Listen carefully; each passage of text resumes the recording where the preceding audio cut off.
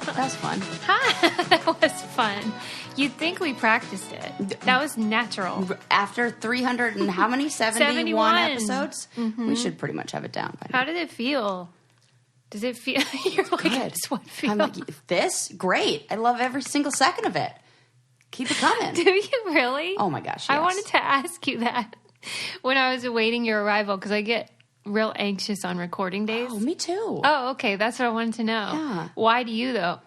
Oh, I get anxious because, like, I want to, like, do you proud. I and knew you wanna, were going to say that. Like, do our listeners proud and all that stuff. I have a sense that you fear, like, what, I don't know, disappointing me or something. Maybe that's it. Yeah. Well, you aren't. Woo! Welcome, everyone. 371. Yes. We're here. How are you? I can't wait to hear your stories. You said you had scary stories. Yeah, well, I mean, sort of. Yes, part of it is scary. Well, this is coming out in November, but Yes. we're recording right before Halloween. Yes. And you were just at the whatever. Yeah, I went to Not Scary Farm with my new boo on the Saturday before Halloween. Yeah. And was it packed? Susie. Yeah, I'm not into that. Susie, you would have died. So, absolutely. Who is there? 100%. Like, what's the demographic? Every single person in all of Southern California, the land. I think. Mm-hmm. So it's a lot of, like, teenagers. And one insane thing, I saw a person who actually had a child in a stroller. And I was like, this is not the place. How old? Like 2 years old or something? Yeah. And it was like 11:30 at night. With No, monsters. that's Come on. nuts. That should be like not With allowed. It should be monsters. like age 12 and up or something like that. Yeah, for good real. point. I'm surprised they don't have like an age minimum. I would think that they should. Yeah. And so we go there and we probably get there at like 8:30. It's open from 7 till 2 a.m. Okay. And I was thinking, you know, I went and on like a Tuesday, like 4 days before or so, to buy tickets. Oh. And I didn't go there. I went online, you know? Okay. And I checked and I figured, okay, well, if they're not sold out, then it probably... It's fine. I don't even think they did put a cap on the tickets, which is insane to me. So we get there. Parking lot's crazy, but he did like we're just going to like go around all these people and like, let us through. And I just put my arm out. You didn't. Oh, we totally did. You are the worst. Yeah, but How you know are what? we friends? We had to because we had like didn't know where the parking lot was, and we were like, I'll turn like where should how do we get in this line? And then we had like missed the line, and it was like going to be so long for us to go back around. And I was like, just squeeze it, go. Okay. So we do that, get in, everything's cool, and then we start walking up to the park. The line, I'm not kidding, is 700 plus people deep. Like it kept going to across the entire parking lot, and we were like, this is like a joke. Where the heck is the end of this line? And we kept asking people, like, is this the line like for tickets, or like if you already have tickets? Standing in the line, right? So we go to the final, like keep walking down to the very end, and we both look at each other like, it's going to take us 2 hours to even get in here. This is insane. Okay. So then he goes, you know what? I got an idea. Here's what we're going to do. We're going to He's a schemer just like you. It's the best. Ugh. And he's like, because he's like, this has worked before. So what we're going to do is we're going to find like teenagers who like definitely are still getting an allowance, and we're just going to be like, hey, best friend, like go to the front of the line and be like, hey, best friend, like long time no see, here's some cash for you, and like let's like let us in the line kind of thing. And I'm like, okay, let's do it. And of course I'm like nervous because I'm like a real like follower, and come on, that's like a good move. Like it's and a then great move, going but up I'm to the judging very front of the line and like do it. And I was like, this is so smart. Yeah, if we do it at the front of the line, then people behind us already feel like, oh, they're about to get in, so they won't be as mad if we were to just pick people in like the middle of the line. We're talking hundreds of people, Susie. So we go. So I'm like, okay, let's do it. And so we go, and we're like walking past all these people, and we're walking up towards the front. When we turn the corner, and when we finally get to the front of the line, we realize that this is a line that has been created by people who didn't know where to stand. Stop. And there was no need to stand in line. You were lying. I swear it was like, oh my God, I can't believe that I was going to be one of those people who waited in there and just took, it was like, and then he was so funny. He was like, lion, sheep, like pointing, because we're like, we were the one, like we figured it out that like, can you believe it? I hate that it cheaters took maybe win. like 10, And it wasn't even like cheaters. It was like if you had the common sense to go to, and it wasn't even the line for tickets or checking the ticket. It was the security line that everybody was in. And there were like 6 different rows that you can get in, but everybody had just gotten into one row because they didn't see that it started to split off. And so we go up and we get right to the front without having to cut in front of anybody because we get in one of the other lines. And we're just thinking the whole time, oh my God, could you imagine the feeling that the people have who have been waiting for half an hour or an hour? I love that you did not help any of those people. No, none. Because I was like, I'm not abandoning the line now. And then could you imagine turning the corner and that feeling of regret of like, oh my God, I just stood in this GD line and I didn't have to? That would have been, so we like kept thinking about it the whole time. Like, oh my God, can you believe that? And I was so grateful because I'm like, I would have been one of those people who just would have stood there and not asked any questions and not like been like, oh, I guess this is what we're doing. And we would have spent so long waiting in line and not been able to go on anything. Every single line in there was 75 minutes to, we went, it's so funny. The first one we go to, it's like this ride, Ghost Rider, and it looks like, there's no line. So we walk right in and we were just at the very, very, very beginning of the where you go to get in line. And I ask them like, so how long is the line? They go, 3.5 hours. We both go, okay, and turn around. Are you kidding me? Was swear. That real? That was real. So we're like, okay, well, not that one. So we go to another one that was only a 75-minute wait. But every single one was 75 minutes to 3.5 hours to get. You could go in and do one thing. I'm not clear on the allure of this event. So at first I was like, I went years ago and I had an experience where I got so terrified and it was like so scary and somebody like chased me like with this fake chainsaw and I was like so scared. And so I kept on getting invites to go back there and I was like, hell no, that place is too scary and it's not for me. And then finally I'm like, wait, I kind of like being scared. So, I said yes this time. Mm-hmm. I get it. It's so much fun. It's the best to like, I like the feeling of like being scared and being like, and people jump out at you. And it's even more fun to watch other people get scared. Yeah. Oh, it's hilarious. Right. And they make it so waiting in line isn't that bad there. I mean, it wasn't for us because we're all like smooshy and it's great. Mm-hmm. But, and telling jokes and being hilarious. And they have like people along the way. So like other characters. So they have like one guy who's like walking through the line, who's no joke 7.5 feet tall with a top hat, who's full of jokes. He's like a character actor. And he was walking around like talking to people and being silly and like making jokes. And so that made it kind of fun. Yeah. And it was more interactive. Alcohol? Yes. I don't think we got any. They definitely do. Okay. Yeah. But we went out to sushi before, so we had some like sake and everything. We were all good to go. Mm-hmm. But yeah, that would have made, that would be nice to have, like, you definitely have to, and they even have, the lines were so long that they had places along the lines to buy food and drinks and stuff like that. Wow. Yeah, and also light up devil horns, which I thought was real funny.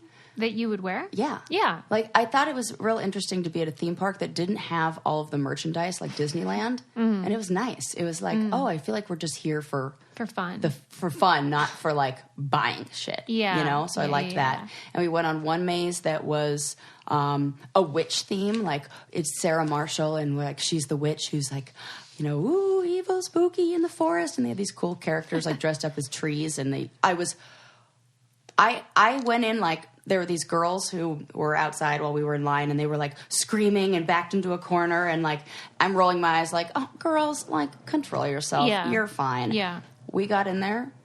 I was those girls. I instantly turned into like a scared teenage girl in a horror film, and I could see there was this one long hallway, and I could see this monster thing running at me, and I know it's fake. I know that. I couldn't help it. I was like, oh my God, get away from me. I was like, really? This is not okay.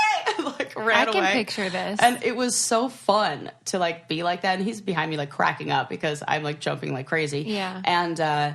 And we left and like got through the maze, and I was like, I get it. I totally get it. I'm totally into it. This is so much fun. Aww. And the next one we went to, I felt like Lincoln would have loved this. It was like a zombie apocalypse, but you got your own laser gun, and all of the monsters were wearing like laser tag things. Cute. And so, which added to it, and it was like you're part of a military operation to take out the the zombies.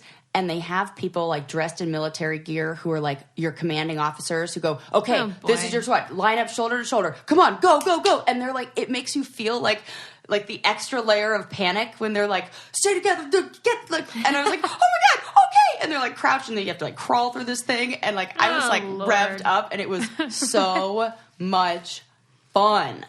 But it was also nice to know that I'm not a sheep. Well, I would be a sheep, but he was not a sheep. That's your favorite part of the story. Yeah, I was like, he was a lion. I was definitely the sheep. But. Well, another thing that is fun is how cute we look in our Fabletics. Yes. You know what? If you have a good pair of Fabletics, you could probably outrun those monsters at high speeds. Right. The zombies don't stand a chance. No.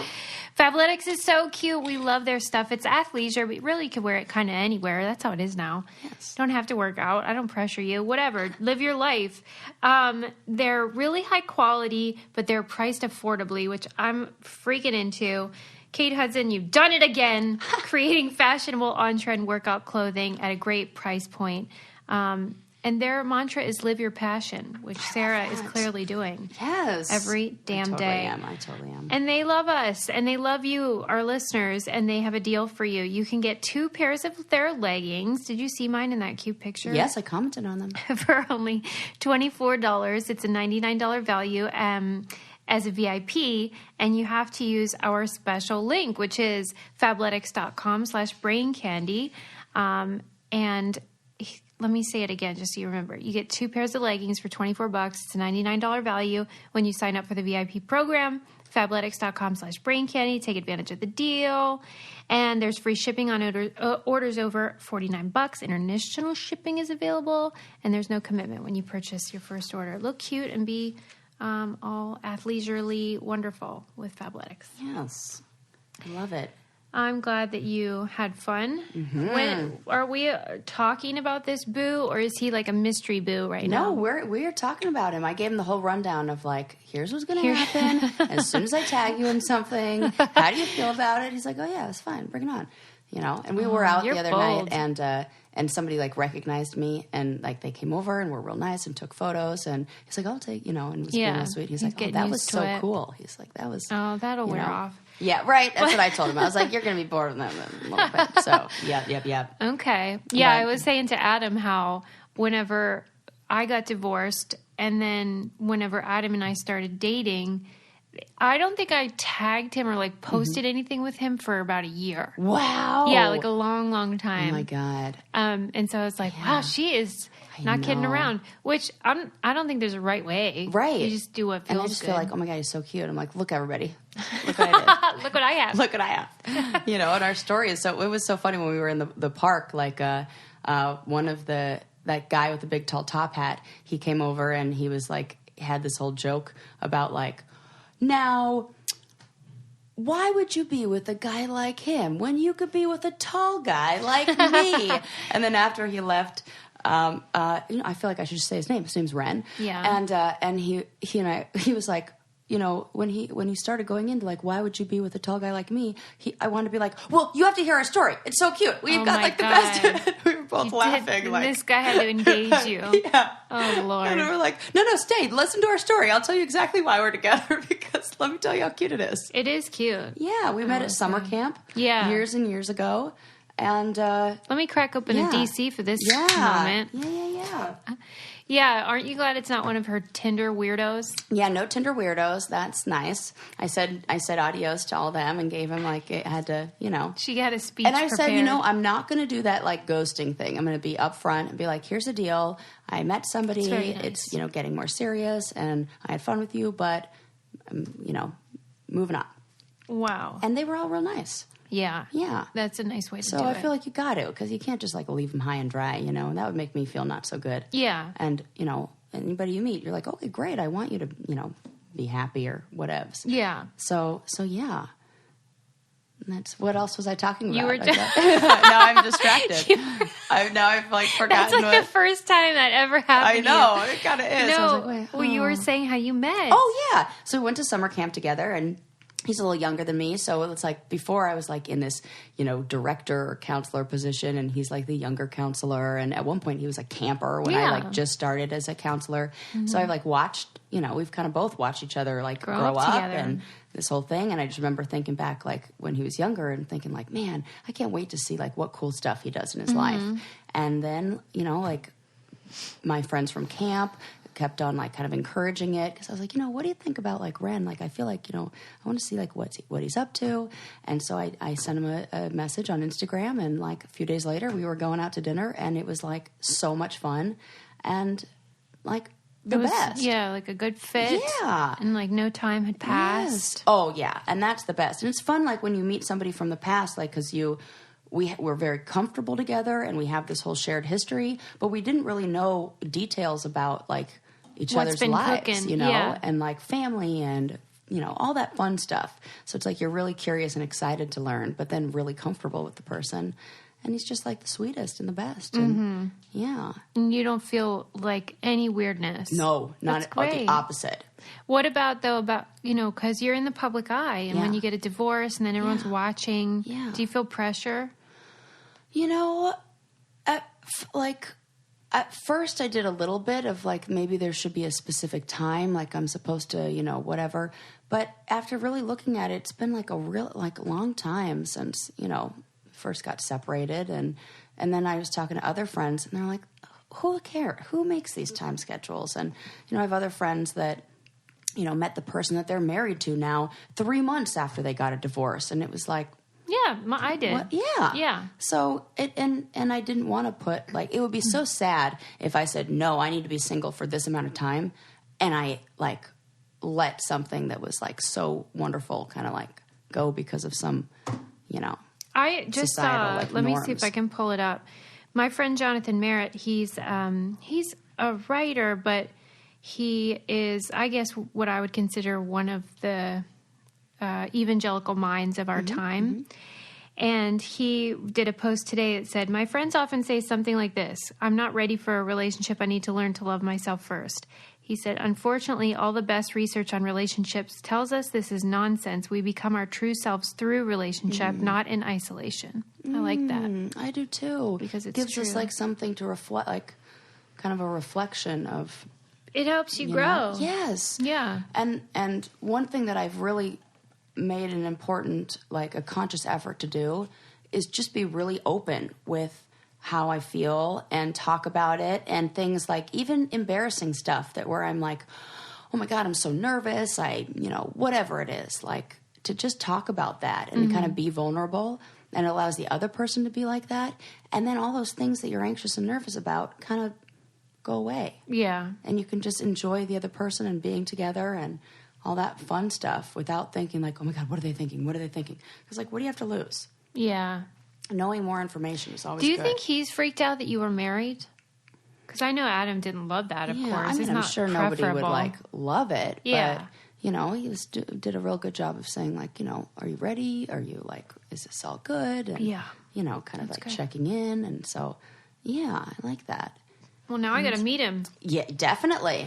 I mean, it's a very rigorous vetting process. No, I think you'll really like him. And I told him this the other day. He's like funnier than me. Oh no. And I rarely say that. What kind of funny? Like, we'll start a joke and then like keep it going, where he'll say part of it, I'll say part of it. We'll like keep the joke going and be like cracking up. Okay. And he's like good. We like play off each other well. And he just has like punchlines that are so funny, or we'll like bring something up that was like a joke from earlier and like relate. He's just like got good comedic timing. And I told him, I'm like, I don't say this a lot, but you are funny. Why and, like, don't you real say it a lot? Because not a lot of people are funny. Well, that's true. Because they think they are, and then I'm like, oh God. And the worst is when I've gone on a lot of these Tinder dates where they tell me that they're funny, and I'm like, you're not funny. Like, I feel like I was there. Right. Yeah. That's awful. Could you imagine? And they're like telling me like, oh my God, I am so funny. Like one guy really announced all the time how funny he was. And I was like, not that funny. Oh my God. It makes me crazy. Yeah. Because this is what I believe, that women are socialized to laugh easily at jokes that men do. It's almost like a mating ritual. Totally. And then all these men get the false impression that they're actually funny. Right. And they think we're fucking not. Right. But we should all drop this charade. Yes. And then everyone can live their truth, which is that you're not fucking You're not funny. Yeah, what if we didn't laugh at their bad jokes? I think we ought to try that. I get anxiety just, thank God I don't have to go on those Tinder dates anymore because I couldn't handle that. I know it's the right thing to do, but God damn. No, I can't. What is the right thing to do, though, is to make sure that you're staying strong and fit for all of the sexual romps you're about to have. I have been doing my open fit. Me too. Yeah, it's been great. I've been working on that Brazilian booty situation. Yeah, I've been doing a lot of 10-minute abs. Oh, that's good. So I gotta get the abs. Okay. We are on an open fit journey over here, and it's all about a healthy lifestyle and something you can stick to because I'm sure not going to the gym. And I'm definitely not going outside and running around the block or something. Well, I thought you meant because there are fires and the whole California is burning down. But that's important, right? Just in general, it doesn't matter what fire, no fire. You're not going outside and running around. Open Fit's great because they have tons and tons of videos that you can watch. Extend bar, the rough around the edges with the stunt women, which is super cool. So cool. Just something for everyone. Yoga. And then all the crazy, what are those crazy ones? Insanity. What are those insane ones? Oh, you mean Insanity? Yeah, you can watch it on your computer, your tablet, your phone, whatever you have cooking. OpenFit changed the way I work out and text. You can text our code to brain. Oh, let me get this right for a second. Text our code BRAINCANDY to 303030 and you can join us on our fitness journey personalized just for you. Right now during the OpenFit 30-day challenge, our listeners get a special extended 30-day free trial membership to OpenFit when you text BRAINCANDY to 303030. You'll get full access to OpenFit, all the workouts and nutrition information totally free. Again, just text BRAINCANDY to 303030 and standard message and data rates may apply. Yes. Okay. Moving on with our lives. With the lives. Speaking of relationships and important things, I read an article that was talking about a study on one of those things that we know, but now we have a little more science to back it up, saying that hugs are real important. Yes. Super important. I was already nodding, and then it's I forgot I was on a podcast. Yeah. Yes, they are. I'm a big hugger. I am too. I love hugging. I wasn't for a while. And then I've kind of why weren't you, though? I noticed this about you.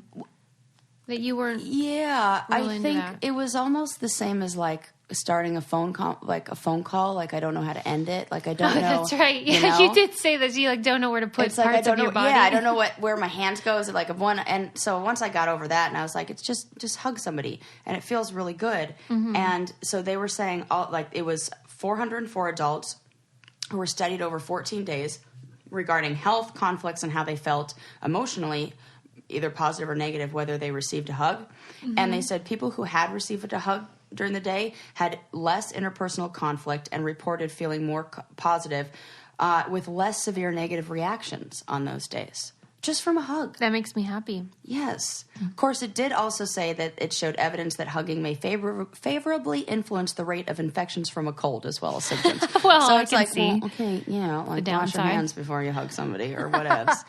And it also, this was interesting, that the number of hugs a woman receives from her partner is highly related to lower blood pressure. I believe that. So, ladies, we need the hugs from our partners. And then, we'll be chill. Mm-hmm. When they're calm down, we're well, hug me. And then maybe I will. I just read this article about how they did a survey about what men hate about being married the most. This. Okay. And the most. It was, of course, nagging. And but then in the same article it said, but the men admitted they wouldn't do anything if their wife didn't ask them to. Oh, for Pete's sake.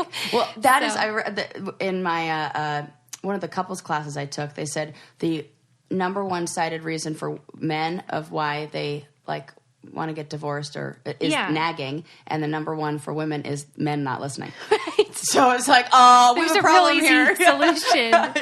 And maybe we should just nag them to hug us more. Yeah. Well, I've been talking to a lot of people about this one little trick that I used when I was married, and it is really successful and made me feel really good. Is when you feel like there's a need. A lot of times, we want our partner to do we want our partner to show us love in a very specific way, but we kind of like don't say it. We'll kind of like set them up, or we'll give them a hint, or we'll say this like, sure do love flowers. yeah, like that. And it creates something that they call a double bind, where if they do it, then they did it because you said something and it doesn't count. And if they don't do it, well, then they're in trouble because they didn't do it. So damned if they do, damned if they don't. Mm-hmm. But instead, you like, you know, can be all cute and you say, you know, I really need you to tell me 3 things that you love about me today. Mm-hmm. And then, oh, okay. And they'll always surprise you. They'll give you the 3, and you'll be amazed at how good you feel. Whether you're whoever in the relationship. You can do this with friends. You could do this with family. You could do this whatever. And it gives you those things that you need in a very clear... You're asking, I need you to tell me 3 things that you love about my body. I need you to tell me 3 things you love about, you know... Well, and if they struggle to answer, you might get some insight into whether your relationship's cooking at full. And good ones will be like, oh my gosh, yeah, I love this, this, this. And then they usually ask like, well, what do you love about me? And then you get to share it, and it makes... It's like a fun little experiment to see how that changes your you know, relationship dynamics just for the rest of the day. Yeah. And I bet a hug will come right after. Yeah. You're really inviting hugs then. Yeah. I was thinking... Recently, I was trying to analyze why I love documentaries and reality TV. I used to really love reality TV before I went on it. And I have a theory that it's because my family operated where you don't ever, like, fucking talk about your feelings you or, talk like... about things and stuff. Yeah, like, you just make jokes and you just are funny and entertaining. You do not... Don't get earnest.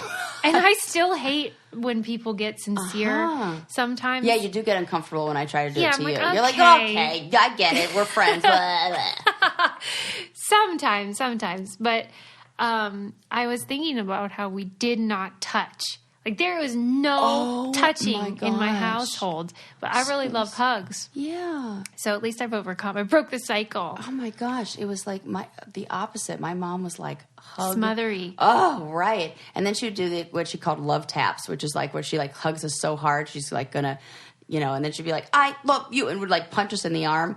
And then after a while, like, there was one time where my mom and brother were like doing that on the couch, and he was probably 12 or 13 at the time, and she was like, and he's like, Mom, stop hitting me. And she was like, no, you could do it to me too. And he was like, Mom, I can't hit you. Like, we've come to a point where I'm stronger than you. And like, he did it to her once. She's like, okay, no more of that game. Yeah. I can only, different. I must prepare for that emotionally. Yeah. That must be so weird. Right. Can you imagine when your own child like outgrows you? Right. It's horrifying. All 3 of us did. And she was like, and then she kept on being like, come sit on my lap. I'm like, Mom, we don't fit it's on like there the anymore. Dad in Elf. Yes. Oh, it's so cute.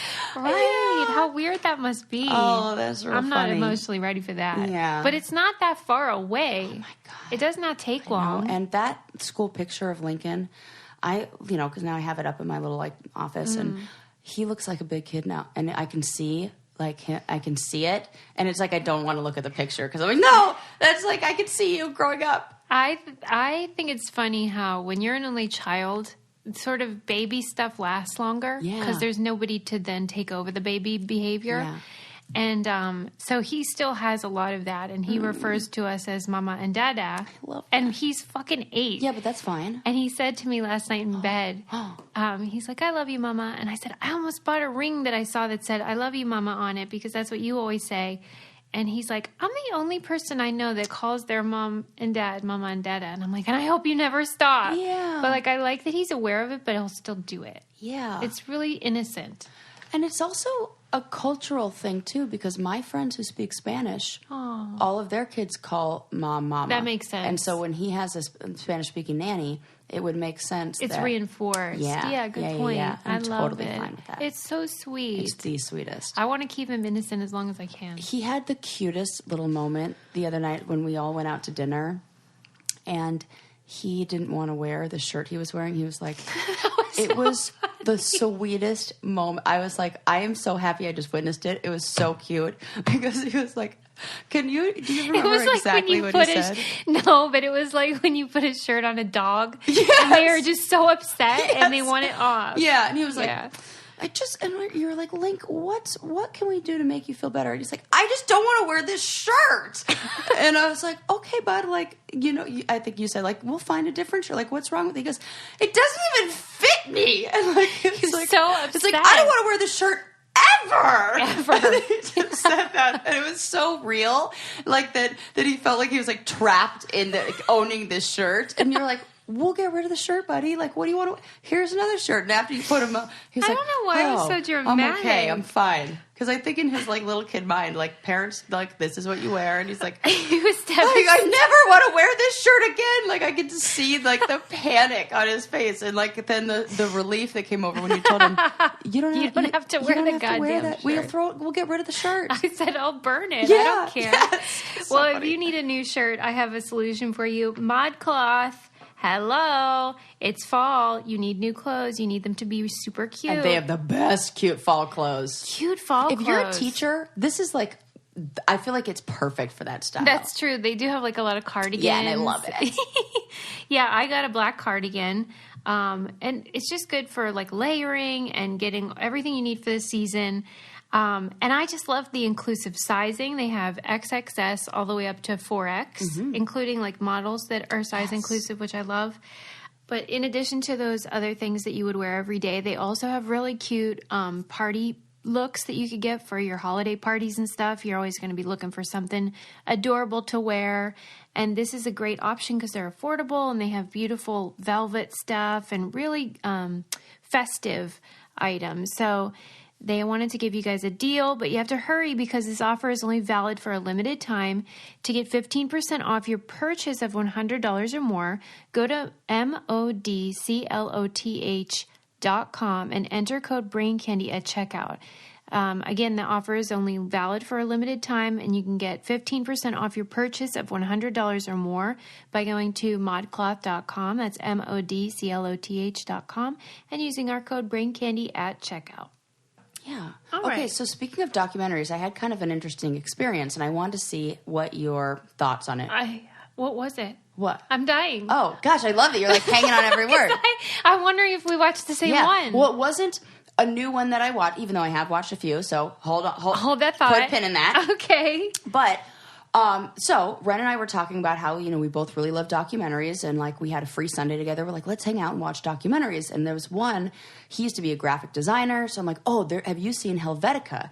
It's like so good. I saw it when it premiered in the theater in San Francisco. It's all about the Helvetica typeface. Yeah. And the birth of fonts and types. And you don't realize it's kind of like off-white paint.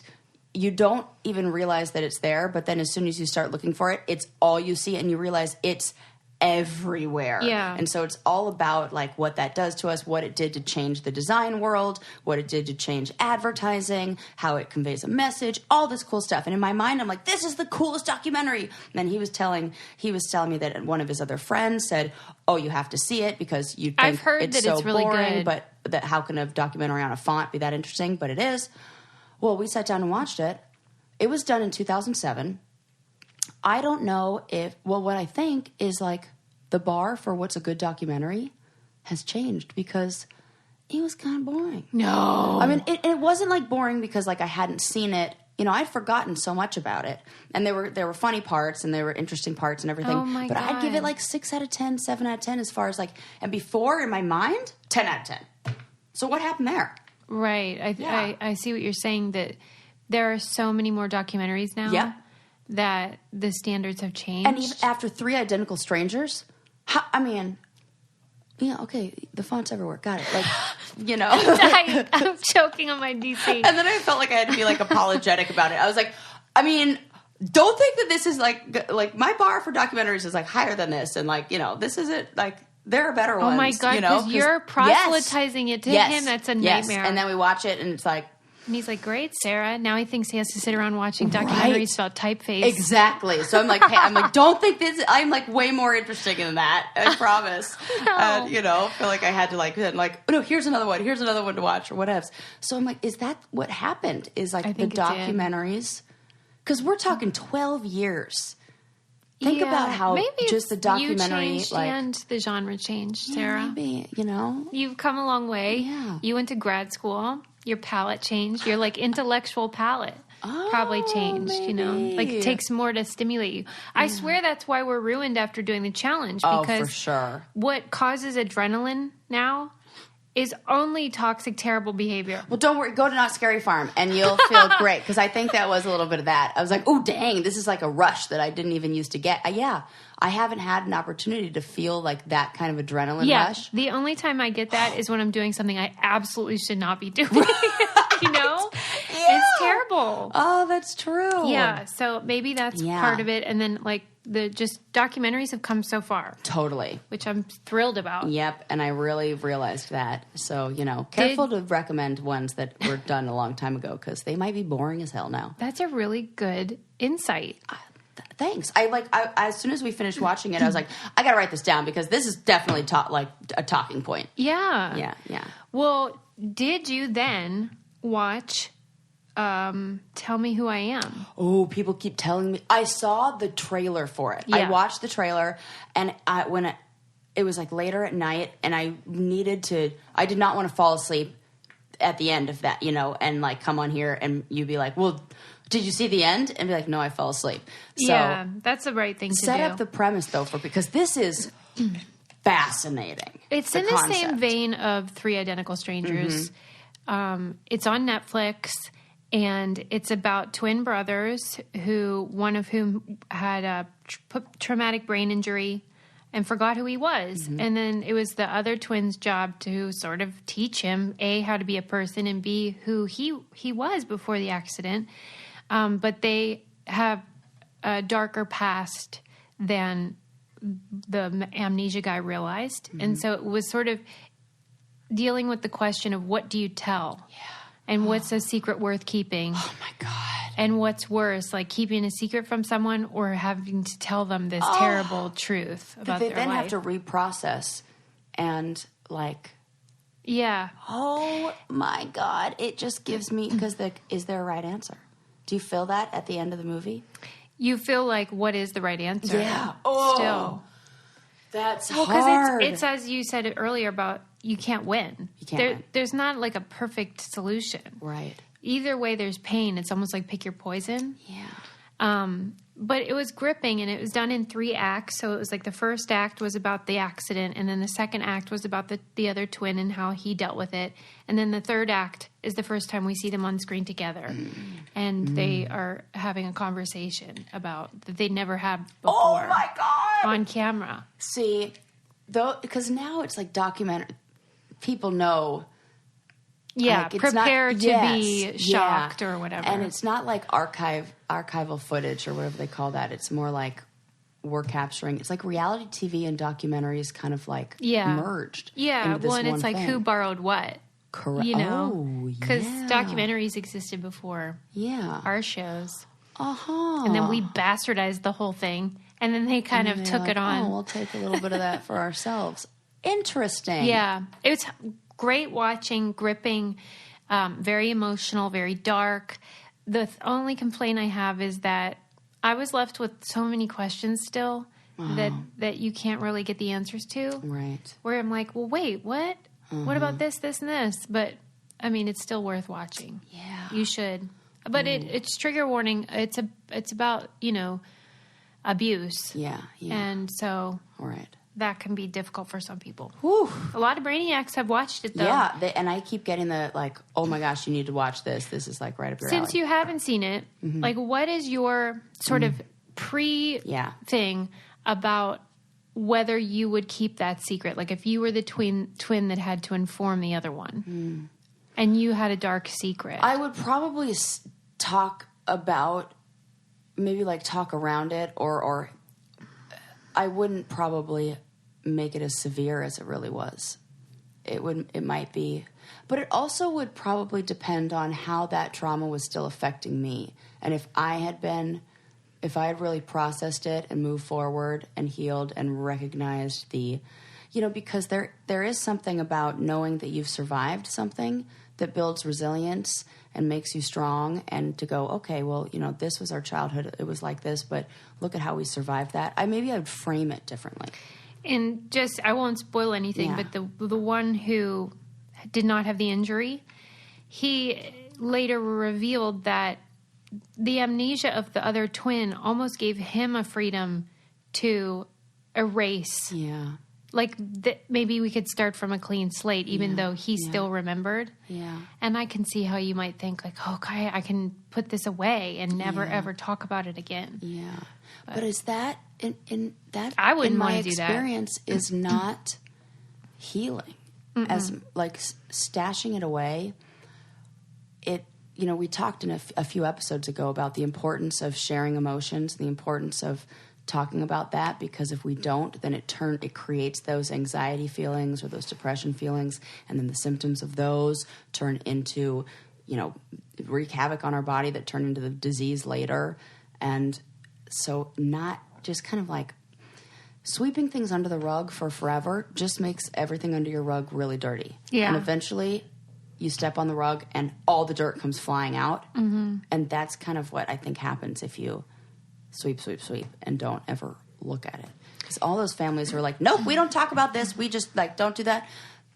There's always like an explosion, like the emotional explosion or something that happens like that. Or, feeling like if you do have a problem, who do you talk to about it?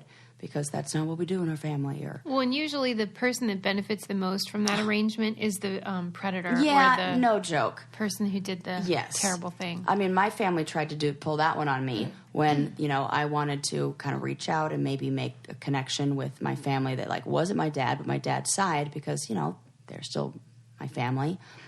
And they gave me all these parameters and these conditions of oh yeah, when we see you, as long as you don't talk about your mom and you don't talk about what happened with your dad, then yeah, we'll and I was like, wait a sec.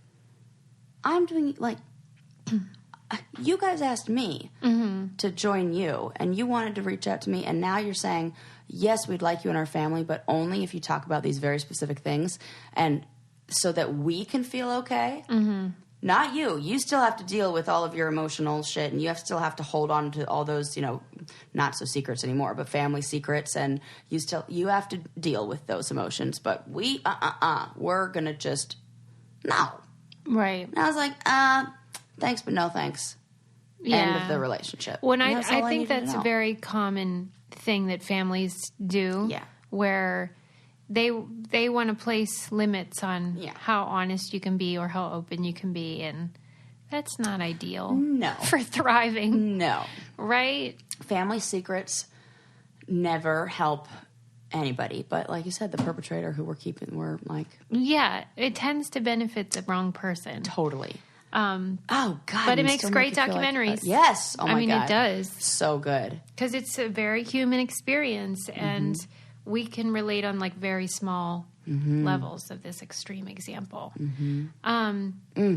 But another thing we can all relate to is that we want to be healthier, and we want to get all our fruits and vegetables and vitamins and minerals, and we never do. Yeah, that's true. That's why we got to throw some your super up in that recipe or in your smoothie or whatever. Did you see my granola thing, how I put you're a super chocolate lover in my granola? No, I didn't see this. Yeah, it's so yummy. That's a perfect one. It is a perfect one, yes. Yeah, delish. So you can get all different little superfood packets for whatever type of thing that you're trying to focus on. Maybe you want really long, shiny hair or big muscles or more protein or whatever. And they have...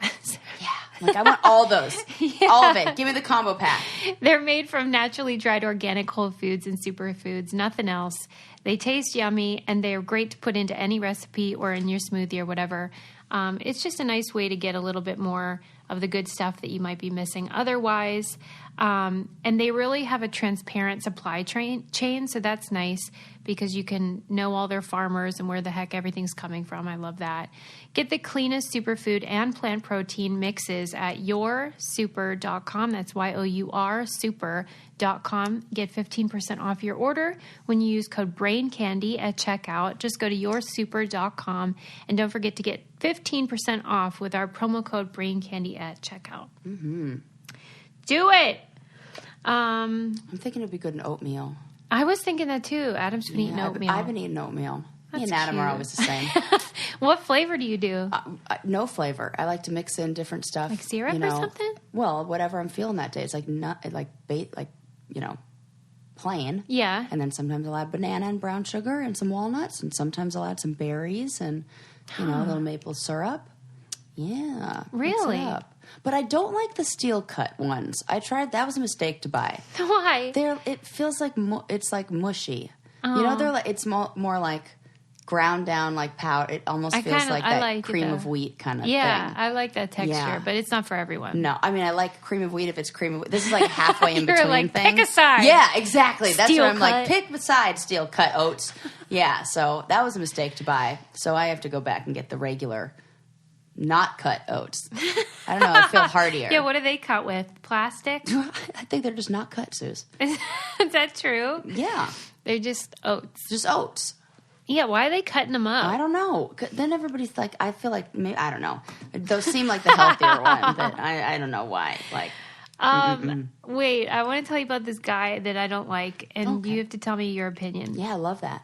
It was an article like a year ago called The Man Who Knew Too Little, and it's about this dude who, after Trump was elected, felt like a lot of people and really didn't like this, and just decided to take a break from the news, you know, because sometimes it does get to be too much.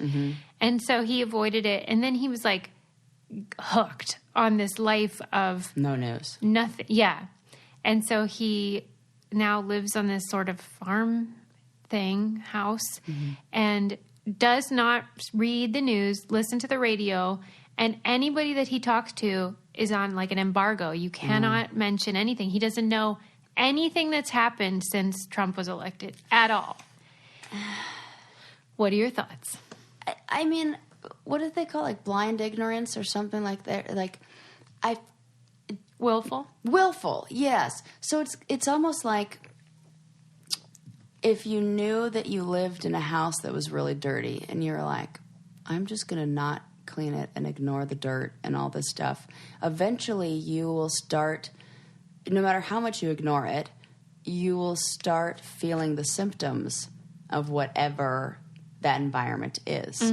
So he can like ignore it all he wants. Also, is he a white guy? Oh, isn't that convenient? So it's nice for you to ignore it because nothing in your world changes. And, you know, And like you don't need to be concerned about anything or worried about anything. So I think that's an important ignorance thing is a privilege. Yeah. Yeah. For real. Yeah. Because other people do not have the luxury of being ignorant in what's going on because their safety and well-being and the lives of their families and loved ones is like literally at stake. Right. Come on. Yeah, and So I don't like that. He had a very I'm mad at fancy him job. He God. Once he saved up enough money, he quit, and that's when he bought this farm. And so that's another thing. Not only is he white and a man, but he's also wealthy. Okay. And it must be nice to be like, I'm going to put my head in the sand Yeah. and pretend like this isn't happening. La la la la la, Right. and then the rest of us are having to fight the battles. Well, and don't they say that silence is taking the side of the oppressor? Of course. Uh-huh. So your silence, buddy, like you're making a political statement by making no political statement. Right, in absentia. And it's offensive to me. What's that word you said? Abstentia? Yeah, like in absence. I love that. I've never heard it like that. And I'm just like, you're the worst. And he goes into coffee shops and he puts on headphones. Oh, God. I hate this guy. I can see him. He's like making a scene out of it. God. He listens to white noise. So he doesn't risk even hearing one. Well, this sounds like there's something else going on. What? What like, could it be? I want to know, was he in a relationship with somebody, and then was he like married and got divorced? This Never also married. Never married. Because he sounds like maybe there's a little something else going on with the like social isolation, and then using this. It's kind of the same way I felt about that guy who's like, I'm going to live in a container, who's like, I'm going to live in this teeny tiny container. I forgot about that douchebag. Okay, I know what this is. This is like you're hiding from society, and you feel like in some way, like, I think there's, and it's always guys. Who are doing this. I know, and it's like instead of saying, I'm dealing with depression or anxiety or whatever it is, and I'm, it's like, I have the cure all. I know what I'm going to do. That's like just slapping a Band-Aid on it. Yeah. And it's not real. And I'd be interested to see how he feels in 5 years. Mm-hmm. What his social, like that, being deprived of those kind of social interactions and, human connection. I mean, definitely that guy's not getting a hug. I mean, not from either of us. That's for fucking sure. A hug. Yes, he watches the Cavaliers games. He's a Cavaliers fan, but he puts it on mute. And that's not even fun when you don't have the sound on. That's the best part of games. He says that he's bored, but that it doesn't bother him. I bet you are bored. Yeah, I bet you are. You're not living. Yeah, and who's fucking that guy? Nobody. And I actually think he's asexual. Okay. Because he has no... Yeah, I think there might be more to this than you have to kind of go into let's dig around in his childhood to see what's going on. Well, we can't look at his social because obviously he can't indulge in that. Yeah, Susie can't go on worst. a deep dive to find him because he doesn't want to go on a deep dive for anything. I realized the other day that my ability to like stalk people is it's almost gross. Oh. I got obsessed with the Everly Brothers recently, like Wake Up Little Susie, that group. Mm-hmm. And one's dead. The other one's like fucking 80. I went online. I found his cell number in 10 minutes. Oh my God. I was like, what am I going to do with this? Funny. I'm not going to call fucking Dawn Everly. Could you imagine? How do you think he would answer the phone? What would it be like? We should call it on the air. Hello? Like, right, maybe. Yeah, I think he'd or just he's be like older, so it'd guy. be like first like a like shuffling. You can't hear this noise, but like it's what my grandma would always be like. It was like a surprise. Hello, like a big clearing of the throat before they get on their he phone. has the voice of an angel, so that's nice. I do wonder, like, if you were my therapist, what you would say about my how I get obsessed with stuff, and then I'm like, I need to know everything there is to know about Dawn Everly. I don't know. I know. I'll have to think. Me neither, Sarah. Think about that one. It's not normal. I don't know. Anyway, leave us a 5-star review. Oh, yeah, that was fast. I know. It was. It's because you were thinking about Ren the whole time. Oh, my God. Get out of here. Now I'm going to have to tell him, okay, a podcast so episode is coming out. We talk about you. I know. He won't mind, though. Oh, no, he'll be fine. Okay. We'll see you guys next time. Bye. Bye.